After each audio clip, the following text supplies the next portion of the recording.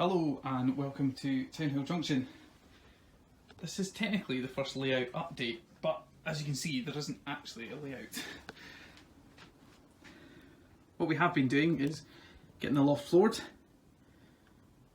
getting the wires all put in place, and that will give us power, lighting, and we also have, just where the rest of the cables are, we're going to have internet, TV, Sky, the whole lot up here.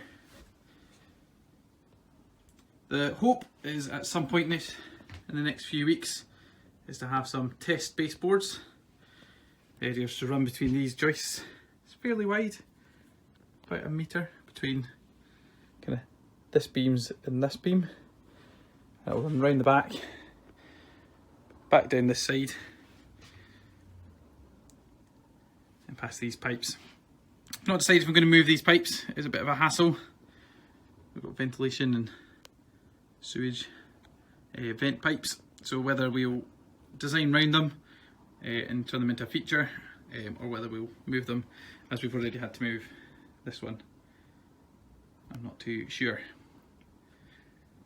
The hope is that on this side we're going to have a kind of maintenance depot based loosely on the Haymarket depot, just because that's one that I pass quite often, and on the other side here we're going to have some freight and possibly a small station, a kind of commuter station for the smaller trains to stop. On the other side, I want one big massive station. I know lots of people say it's more interesting not to model a whole station, but I've always liked the idea of having a whole station here. I reckon I can just about fit the 11-car train in, but we'll have to have a look once we start measuring up and see how things fit. It's going to be based on a fictional Fife area. The name comes from Townhill Junction, which is now where Dunfermline Queen Margaret station sits. There before there was a massive maintenance warehouse, big depot, and then that was slowly turned into Asda as that moved out. And this line through Dunfermline up to Alloa was taken out. So there's no longer a junction there really, it's just a single commuter station. So this is, imagine what would happen if Dunfermline has remained the capital and Townhill Junction become a more important piece. It is hoped that I want some inclines and I want to have a fiddle yard, and I've not decided yet where that fiddle yard is going to be. Is there enough room to put it underneath? So having one level for the station, one level underneath that would go right the way round, or do we use these eaves out here for a fiddle yard that's slightly lower down that could run the full length? I do have to leave some room for storage, otherwise this whole space would just be for trains, so we are going to try and leave some storage space in here too. But the aim is to run lots and lots of trains. It's based in a modern era, so we're going to have a look now at our first arrival for the modern era trains. Those who follow me on Facebook, which is at Townhill Junction, will know that I've got a fair bit of rolling stock left over from last layout and picking stuff up during lockdown this year. Most of it's based on kind of Scotland, ScotRail. So there's lots of ScotRail commuter trains in the nice Saltire livery. We've got a lovely LNER HST set and the ScotRail HST set too. But we've also got some freight, and some of the work that I do for the day job involves some nuclear freight. So we're going to have some nuclear freight trains coming on here too. And hopefully by the end of next year we'll be able to say that we've got a train running. So, questions for everyone watching. What do we do about insulation? There's varying degrees of discussions around what's best for putting around the eaves. We've got foil that we've used in the garage. We've got proper insulation that we could fill the gaps with. So any recommendations on what you found to be useful, what was worthwhile, what you'd wished you'd done but didn't, that sort of stuff would be fantastic. And then we need to get some baseboards in. So any tips, recommendations on getting the baseboards right? I have had a play in any rail looking at layouts, but what I want to do is get the basic baseboards in first so we can get an idea of what size we're actually going to be playing with. The other point is, how high do I go? As you can see, if you look at these triangles that we've got here, the higher up the triangles we go, the wider layout we can have. Problem is you're then restricted for your height. So what do people find? They find going down a couple 100mm more. It's a bit of a trade-off, but I'd love to have your opinions.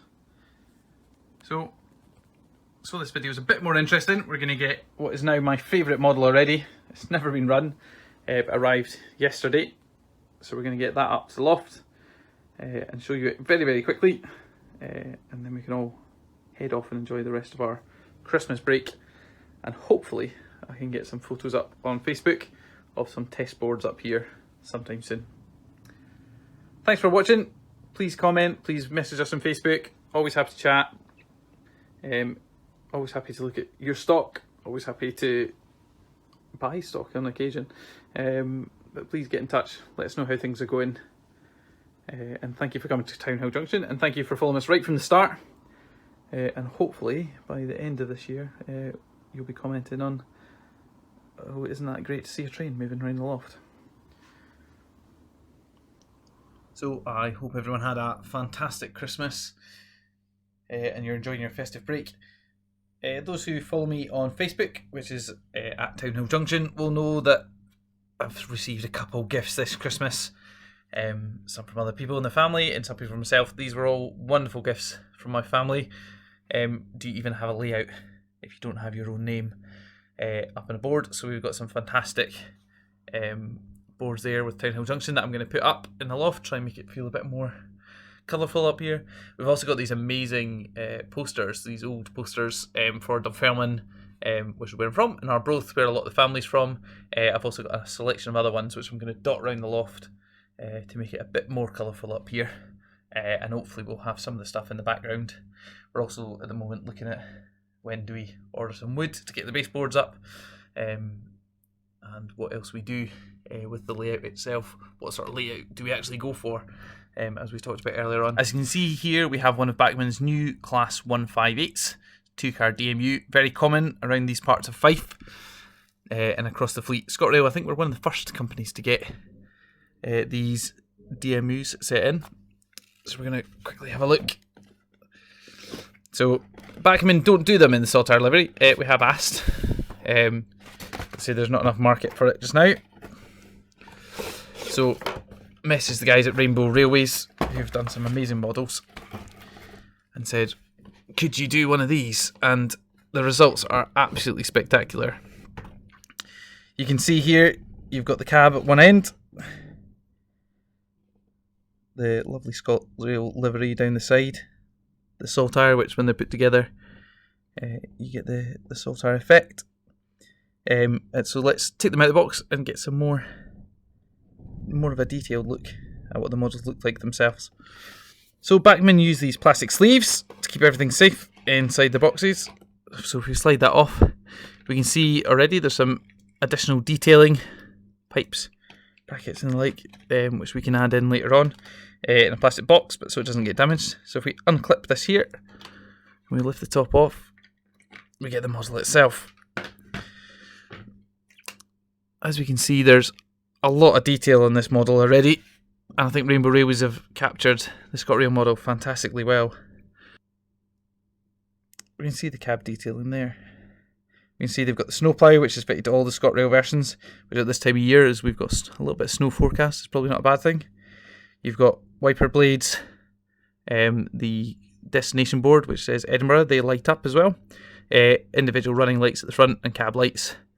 And you can see the detailing in the cab, probably not very well on the camera, but you can see when you get the model there's some lovely detail in there. As we go around, this is where the main changes have happened, obviously.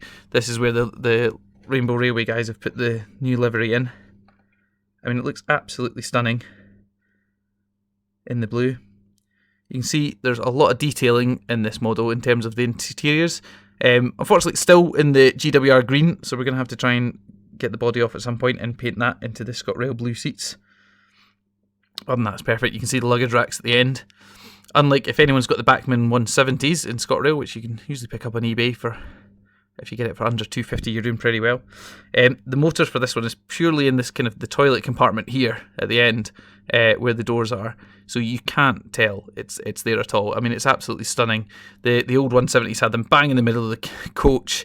You could see it doesn't matter what you did, you couldn't light up the compartment like these ones are. So these ones are lit, fully lit on the inside as well. So all the seats with a lovely modern glow.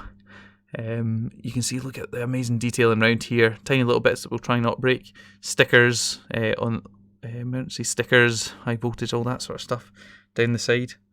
We also have these wonderful lights here. I'm trying to pick it out. When the doors operate, as you know, if you're a commuter, you wait for the lights to light up on the side. That allows the guard to know that the doors are unlocked. It allows you as the passengers to know the doors are about to open. These do operate. This is a DCC sound version of Bachmann's 158s, so that will light up when the doors are unlocked. If we turn round to the back, we can see we've got the door pin. You can see that's where some of the additional detailing will be fitted. We've got that in the box there, and we've also got this multi-pin connector. That's when we put them together, which we'll do in a second. You can see it runs really, really close, and that allows the DCC sound and all of the additional lighting on this to run absolutely perfectly. Unfortunately, as you can see, we don't have any track in Townhill Junction just now, so we're just going to have to enjoy looking at the model for now. I mean, it's absolutely stunning. Why Bachmann don't do a ScotRail one, I'm not sure, especially with the success of Hornby's 7 Cities. It doesn't really make sense to me. So we'll put up some pictures and we can see the model there, and hopefully sometime soon we'll be able to get them running, even if it's just on a test track, to show you all the wonderful features of this Bachmann's 158 painted in Saltire livery from our friends at Rainbow Railways.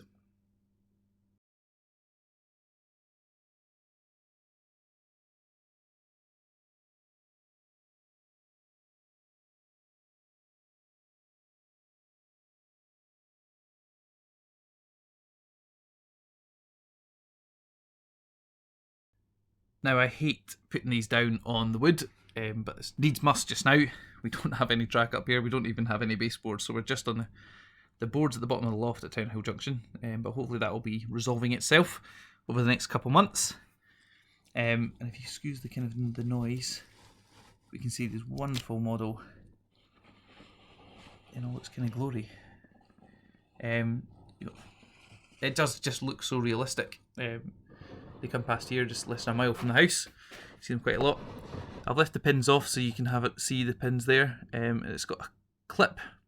Now the clip here isn't easy to come off, but there's a device that's left in with the Bachmann point which helps you clip that on and off, and it just simply clips together like that.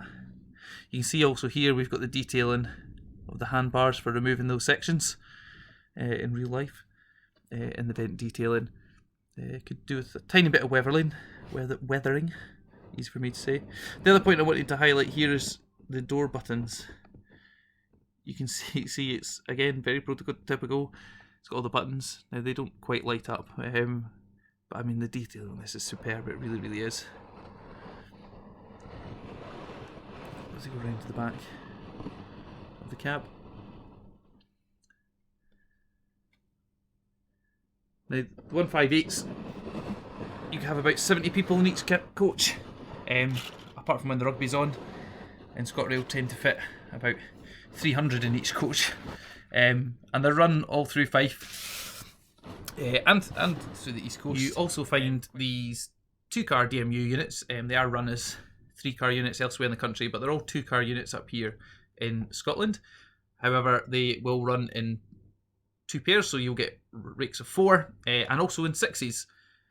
Also, they'll run in tandem with a Class 170, which gives you a 5, but there's no interconnecting door between the 158s and the 170, meaning the guard has to get on and off. But they're very, very common round Fife. They have also started running 2 170s back to back. Despite that, they are very, very comfy. Nice big comfy seats, lots of room, and in comparison to some of the newer the TransPennine Express trains that are running up and down the country, even the Pendolinos, these are very, very comfy trains. They're good for commuting, but they're also used for the longer haul routes. They have been replaced by some of the Inter-7 City services, which has taken on some of the load for going all the way up to Inverness and Aberdeen, but they still run the commuter service, calling it all stops across Scotland, especially on the east coast and in the north. I just want to say again, thank you very much to Rainbow Railways. I think this is an absolutely superb model, complete hole in the market. I know they're very limited, but I'm sure if you email them and put a pre-order in, they'll be more than happy to produce some for you. The running number of this one is 158713, and there's plenty of videos of this around YouTube that you can have a look at. Now let's see what else we got for Christmas this year. It's this wonderful PFA container flat wagons from Accurascale. Lots and lots of great feedback on these, and I just had to get these ones. Those who know my day job know I have to play with nuclear transport, so what better than having some nuclear transport wagons to pass through the layout here at Townhill Junction. Over the course of the next wee while we will have more arrivals, and hopefully more Accurascale KUA wagons later next year. So if we slide the box off at the top, wonderful black box, we can see these LLWR low level waste wagons. I mean, the detail's just fantastic. If we just slip this off very, very gently. The foam here is just to pack these out. Obviously some of the other wagons are much taller.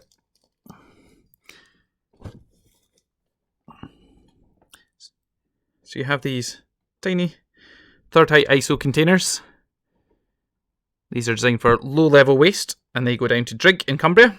So from all over the NDA estate and the mod estate, these travel around the country on our rail network. They're very, very safe, very simple boxes. They come in third height, half height and full height ISO containers, but your packing efficiency on a third height is usually pretty good in terms of metals. Also, as the UK goes into decommissioning of the ageing reactor fleet for the civil plant, more and more of these we think we're going to start seeing going down the road. At the moment, not many go down the rails to Drigg. They're in a bit of a lull just at the moment, but as we go into decommissioning, you'll see these as a much more regular feature. Usually run in threes, you know, sometimes more, sometimes less. It depends what customers want. And they go down to Drigg. Quite often they'll get grouted through the ports at the top down at Drigg. And then they go into near surface disposal for low level radioactive waste. So I think now we need to have a look at the wagons themselves.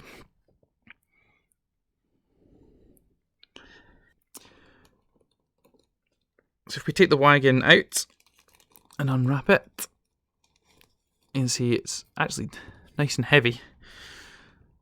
So there's a good amount of weight with this, which those who work in model railways know that if it's too light, it just doesn't stick. You can see the fantastic amount of detail there, all the hydraulics, the brakes. These are small wagons. You can see the detail on the side. Placards, if it's carrying radioactive waste, would go in there. And we've got some stickers that we got off eBay that we can then put in there if we want to run a prototypical rake. Now all's left to do is add our third height ISO containers to the top of the wagons. And you'll see this is how it transports around the country. Usually with two locos, in case one was to break down. They can tow the other one.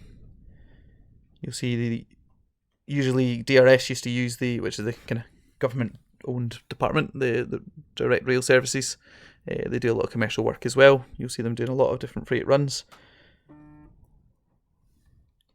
You see they'll use class 66s, class 37s, and even 68s. At DRS, you'll see they've got bases around the country. I think these look absolutely stunning. So we'll get a quick shot of them again, unfortunately not running because we don't have any track at Townhill Junction. We'll have a quick look at them all at the box, all lined up. We can see here the three PFA wagons lined up with their LWR ready third height ISO containers. I think they look absolutely stunning. Accurascale are also doing the MOD fueled flask rail wagons.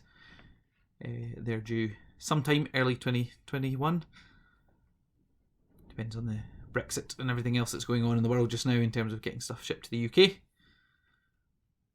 I think you can agree these are absolutely stunning. Nice wee small wagons, and just something a bit different and a bit interesting for the layout. All's left for me to do is wish you all a great rest of the holidays. If you're working, I hope you don't have to work too hard. Hopefully at some point in the next few weeks we'll have some test boards up here. Remember to follow us on Facebook for the latest up-to-date information. Love to have a chat. Give me your advice, your ideas, especially should I insulate the loft now? Should I wait? What do you use for your baseboards? How are inclines? I hope you've had a fantastic holiday. I hope Santa's been really, really good to you. And hopefully we'll see you back here soon at Townhill Junction.